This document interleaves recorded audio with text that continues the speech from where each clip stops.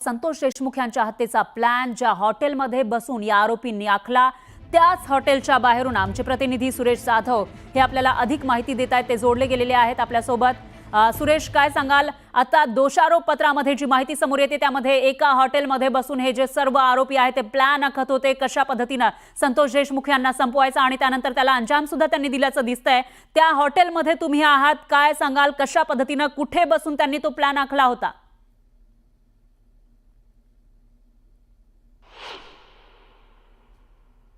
वरती बसून संतोष देशमुख यांच्या खुनाचा कट रचला गेला ते हेच हॉटेल आहे।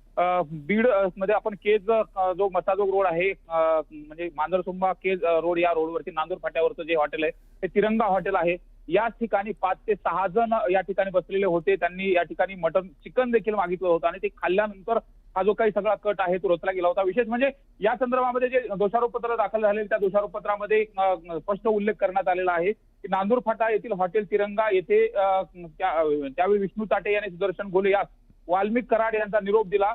संतोष देशमुख हा आडवा आला तर त्याला कायमचा धडा शिकवा, आपल्या मागण्या पूर्ण नाही झाल्या तर त्याचा काय परिणाम होतो हा संदेश जाऊ द्या, इतरांनाही जाऊ द्या, अशा पद्धतीचा स्पष्ट जो काही उल्लेख आहे त्या हॉटेलवरती बसून दिला होता। याच हॉटेलवरती इथल्याच याच खुर्च्यावरती बसून त्यांनी तो दिलेला होता।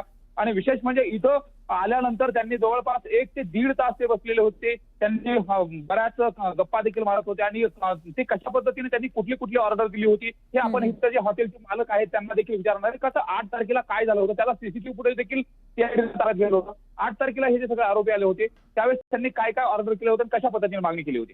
त्यांनी चिकनची ऑर्डर दिली होती। आणि किती जण होते ते आणि कशा पद्धतीनं काय चर्चा वगैरे करत होते, काही ड्रिंक वगैरे केलं होते? कारण की काय जेवण केले आणि ते दिले। किती वेळ थांबलेले होते सगळेजण? अर्धा तास होते। किती जण बसलेले होते सगळे? ते 6-7 जण होते। 6-7 जण होते। आणि कुठून आलेले होते, कोणत्या गाडीने आले होते, काय तसं? हे बात काय माहित नाही, भरपूर गिरायक होतं त्यामुळे काय माहिती। अच्छा, काय ऑर्डर केली होती त्यांनी त्या दिवशी? त्यांनी चिकन ऑर्डर केली होती। हा, आणि इथं किती वेळ बसले ते नेमकं? अर्धा तास होते। अर्धा ते पाऊण तास जेवण होईपर्यंत बसले होते। आपण पाहतोय हे हॉटेल मालक आहेत का ते याच हॉटेलवरती हे सगळं घडलेलं होतं आणि ह्या हॉटेलच्या माध्यमातून ज्या ठिकाणी बसलेले होते ती जागा देखील दाखवली जातं। हॉटेलच्या समोर त्यांना स्वतंत्र टेबल देखील टाकण्यात आलेले होते।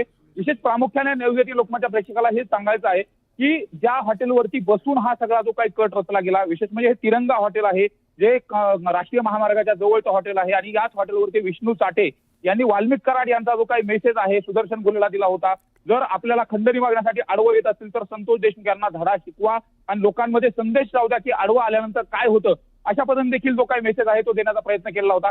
त्यामुळे एकंदरीतच या सगळ्या चार्जशीट मध्ये जे काही महत्वाचे मुद्दे आले त्यामध्ये हा देखील महत्वाचा मुद्दा आहे की कट रचत असताना वाल्मिक कराड यांनी विष्णू ताटेंना सांगितलं होतं संतोष देशमुख यांना धडा शिकवा, कायमचा धडा शिकवा, आणि त्यानंतर हत्येचा प्रकार घडला तो 9 तारखेला घडलेला होता। त्यामुळे महत्वाची जी भूमिका आणि ज्या ठिकाणी हा कट रचला तो म्हणजे याच तिरंगा हॉटेलवरती चिकन खात असताना या सर्व आरोपींनी हा कट रचला होता आणि त्यानंतर तो अंजाम दिला।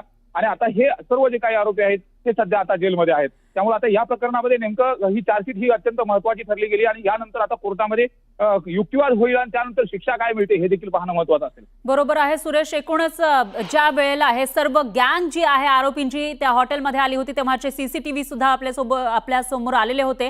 मात्र एक प्रश्न या ठिकाणी उपस्थित होतोय की ही सर्व गँग एका ठिकाणी जाते, प्लॅनिंग करते, कट रचते आणि त्यानंतर एका गावच्या सरपंचाला संपवते, हे सगळं एवढं सहज होऊ शकतं का? सोपं आहे का? असा सवाल इथं उपस्थित होतोय। तर